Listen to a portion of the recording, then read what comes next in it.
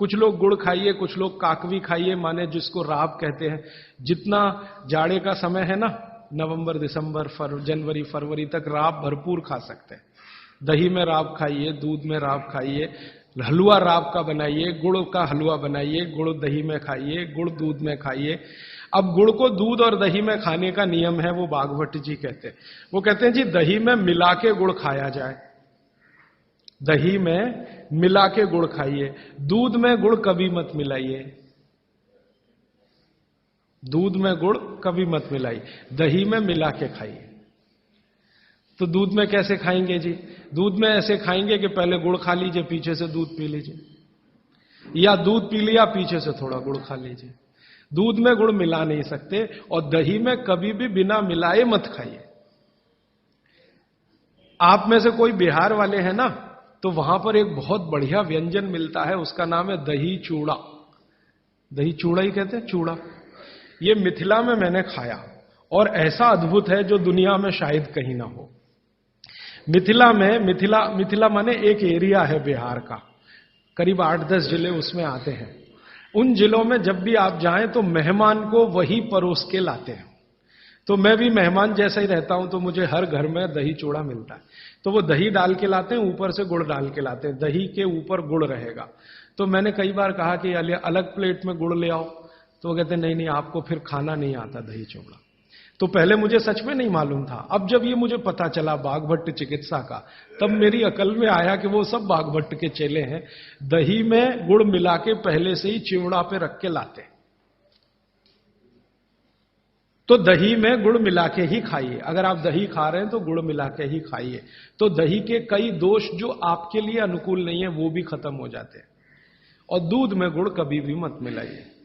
एक जगह तो वो ये कहते हैं कि दूध खाली पी लीजिए, गुड़ आगे पीछे खा लीजिए, वो ज्यादा बेहतर है। तो गुड़ खाइए, मेरा कहने का मतलब ये है। अब गुड़ के कितने प्रिपरेशन है हमारे घर में? गुड़ का, तिल का प्रिपरेशन एक है, तिल पट्टी कहते हैं, गजक। तो भरपूर गजक खाइए। क्यों खाइए जी? तिल है और गुड़ है। गुड़ में जो केमिकल है ऑर्गेनिक, तिल में लगभग वही सब है जो गुड़ में है।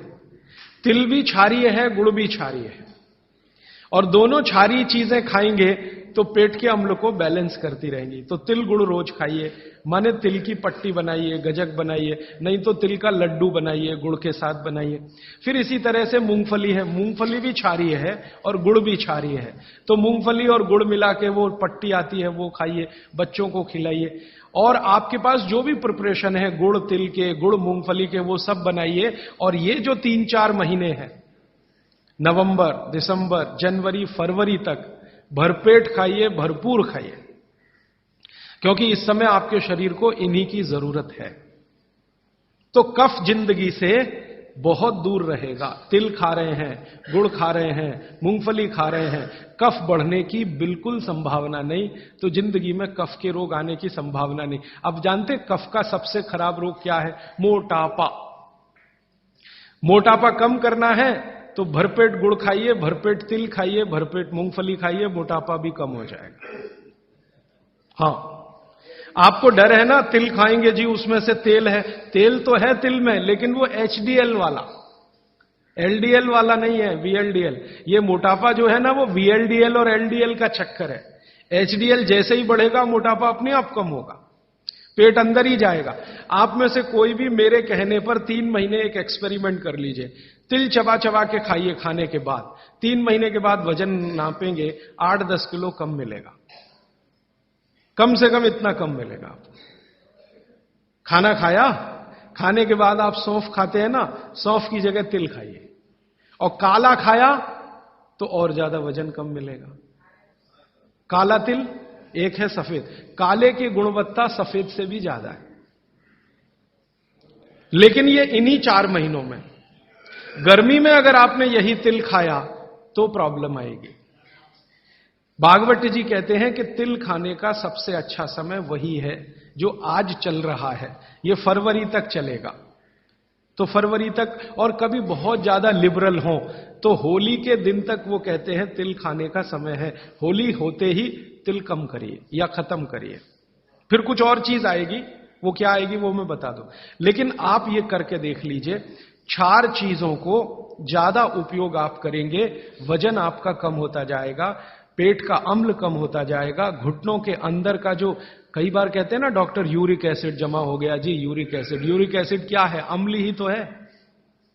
तो ये यूरिक एसिड आपको कम करना है, तो गांठ के सब जो मने जोड़ों के दर्द आपको कम करने हैं, तो इनके लिए ये सब चिकित्सा बताई है।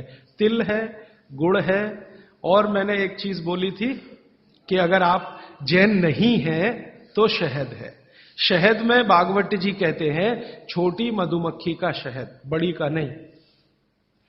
तो शहद लाएं तो उसको पूछ लीजिए।